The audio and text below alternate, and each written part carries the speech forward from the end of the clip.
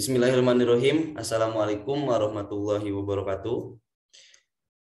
Di sini saya akan memaparkan materi yang ada pada mata kuliah organisasi dan arsitektur komputer, dan salah satunya yaitu vektor prosesor pada sebuah komputer.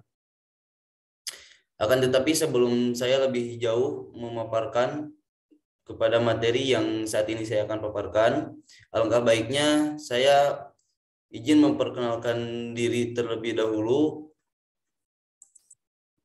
Perkenalkan, nama saya Salman Alpariji dengan NIM 20 2433, Teknik Informatika 20 Reguler A. Baik, selanjutnya ada poin-poin yang saya akan bahas pada pembahasan kali ini. Yang pertama yaitu pengertian dari vektor prosesor itu sendiri. Yang kedua, arsitektur sebuah vektor prosesor. Yang ketiga, kelengkapan dari sebuah vektor prosesor. Yang terakhir, yaitu sistem dari arsitektur vektor. Lanjut kepada poin yang pertama, yaitu pengertian dari vektor prosesor. Pengertian dari vektor prosesor yaitu sebuah vektor prosesor merupakan sebuah CPU yang dimana desain set instruksi meliputi operasi yang dapat melakukan operasi matematika di beberapa elemen data secara bersamaan.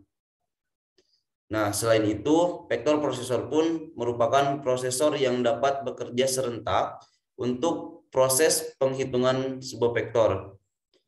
Aspek kunci dari sebuah vektor prosesor ini adalah instruksi ganda dari SIMD.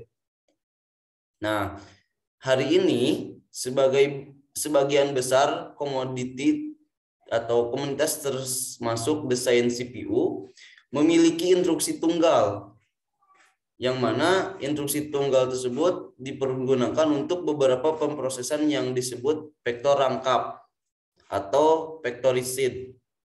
Nah, biasanya vectorisid ini dikenal sebagai SIMD tadi, atau singkatan dari Single Instruction Multiple Data. Contoh yang umum termasuk SSI dan Altipac modern. Contohnya juga video game dan hardware grafis sebuah komputer, dan itu sangat bergantung pada pemrosesan dalam arsitektur mereka. Nah, selanjutnya masih ada desain CPU lainnya yang dapat mencakup beberapa petunjuk untuk pemrosesan vektor rangkap atau vectorisid tadi, dan bisa disebut juga kumpulan data, dan biasanya dikenal sebagai MIMD atau Multiple Instruction Multiple Data. Dan desain ini sangat khusus dan halus penggunaannya untuk tujuan khusus, dan hal ini tidak umumnya dipasarkan untuk tujuan umum aplikasi. Nah, lalu pendekatan yang lebih maju bukan banyaknya aktif instruksi secara paralel, akan tetapi keanekaragamannya yang aktif secara berurutan yang mengarah kepada konsep pipelining. Tuh, selanjutnya yaitu arsitektur vektor prosesor. Nah, apa sih itu arsitektur vektor prosesor? Yaitu sebuah proses atau perancangan dalam vektor prosesor yang dilakukan dan tujuannya untuk melakukan operasi matematika di beberapa elemen data tadi.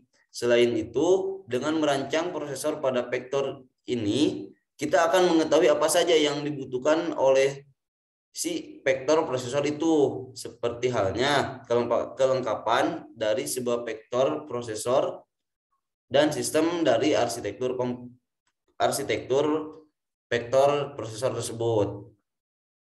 Nah, next, kelengkapan vektor prosesor. Yang pertama, masing-masing hasil terikat pada sebelumnya. Dalam artian, pipa yang panjang, compiler tidak menjamin dependensi tinggi atau clock rate. Nah, yang kedua, vektor mengakses instruksi memori dengan pola yang dikenal. Lebih jelasnya lagi, sangat interleaved memory dan amortized memory lebih dari 64 elemen. Dan yang terakhir yaitu tidak ada data yang diperlukan cache. Poin ketiga, mengurangi masalah cabang dan mengurangi masalah cabang dalam pipa. Yang keempat, single instruksi vektor menyamaratakan banyak pekerjaan atau loop. Selanjutnya, sistem arsitektur vektor prosesor. Nah, di dalam sistem arsitektur vektor ini terdapat 2 poin. Yang pertama, yaitu memori-memori vektor prosesor. Yaitu semua operasi vektor terjadi dari memori ke memori. Poin kedua, yaitu vektor register prosesor. Definisinya adalah semua operasi vektor antara vektor register kecuali beban dan penyimpanan. Nah, mungkin hanya itu saja yang saya bisa paparkan dalam pemaparan atau pembahasan materi tentang vektor prosesor saat ini. Kurang dan lebihnya mohon maaf dan semoga materi ini bisa bermanfaat. Akhirul kalam, wabillahi taufiq wal hidayah. Wassalamualaikum warahmatullahi wabarakatuh.